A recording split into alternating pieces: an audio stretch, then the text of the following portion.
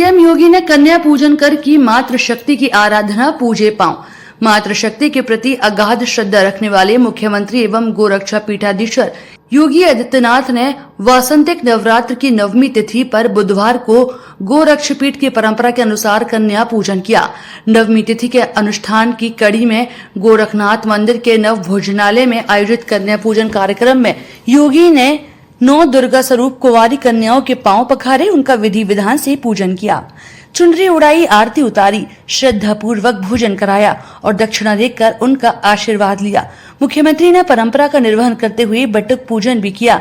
वासंतिक नवरात्रि की नवमी तिथि के अनुष्ठान में सीएम योगी एवं गोरक्षा पीठाधीश्वर ने सबसे पहले कुंवारी कन्याओं के पांव धोए, उनके माथे पर रोली, चंदन, अक्षत आदि का तिलक लगाया, चुनरी उड़ाकर एवं दक्षिणा प्रदान कर आशीर्वाद भी ग्रहण किया। उन्होंने सभी कुंवारी कन्याओं व बटुकों की श्रद्धाभाव से आरती भी उतारी। पूजन के बाद इन कन्याओं को मंदिर की रसोई में पकाया गया ताजी भोजन प्रसाद योगी ने अपने हाथों से परोसा। कन्याओं के अतिरिक्त बड़ी संख्या में पहुंचे बटुकों को भी श्रद्धा पूर्वक भोजन करवाकर उपहार व दक्षिणा दी गई। मुख्यमंत्री का ये भी ख्याल रखते रहे कि किसी भी कन्या या बटुक की थाली में भोजन प्रसाद की कोई कमी न रहे। इसे लेकर वे मंदिर की व्यवस्था से जुड़े लोगों को निर्देशित करते रहे। पूजन के दौरान गोरखनाथ मंदिर के प्रधान पुजारी योगी कमलनाथ, द्वारिका तिवारी, वीरेंद्र सिंह, दुर्गेश बजाज, विनय गौतम आदि उपस्थित रहे। मित्रों, आज वासंतीय नवरात्रि की नवमी तिथि है। जगत जननी मां भगवती के 9 दिनों तक शुक्ल पक्ष की प्रतिपदा से लेकर नवमी तक पूजन और अनुष्ठान के उपरांत कुमारी कन्याओं के पूजन का कार्यक्रम अभी संपन्न हुआ है। जगत जननी मां भगवती की नवमी की तिथि सभी प्रकार के सिद्धियों को प्रदान करने वाली है। प्रकृति से परमात्मा तक पूजन की इस चराचर जगत की अद्भुत जो परंपरा है, वर्ष में वासंतीय नवरात्रि और शारदीय नवरात्रि के रूप में प्रतिवर्ष आती है। इन 9 तिथियों में जगत जननी मां भगवती के अलग अलग रूपों की पूजा होती है, अनुष्ठान होते हैं। मैं इस अवसर पर सबसे पहले प्रदेशवासियों को वासंतीय नवरात्रि की मंगल में शुभकामनाएं देता हूं। वासंतीय नवरात्रि की नवमी तिथि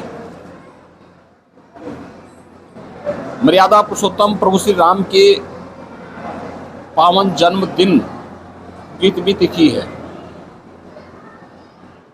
यानी राम नवमी के रूप में ही यह तिथि विख्यात हो गई।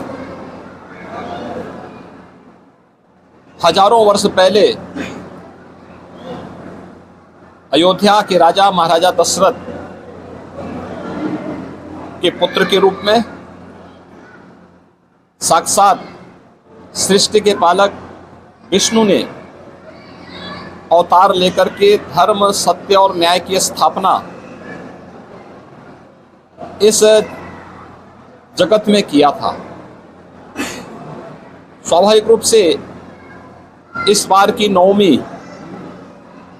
अत्यंत महत्वपूर्ण तिथि है। अयोध्या धाम में हर्षोल्लास है, उमंग है। लगभग 500 वर्षों के उपरांत मर्यादा पुरुषोत्तम प्रभु श्री राम की पावन जन्मभूमि पर उनके पावन जन्मोत्सव का कार्यक्रम उत्साह और उमंग के साथ आयोजित हो पा रहा है।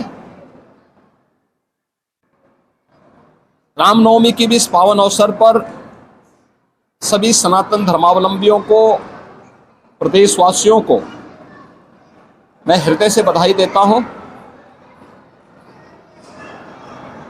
मर्यादा पुरुषोत्तम प्रभु श्री राम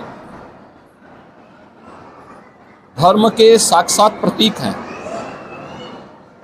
ये मर्यादा के आदर्श परमात्मा स्वरूप परम पुरुष हैं। उनका जन्मोत्सव समाज को,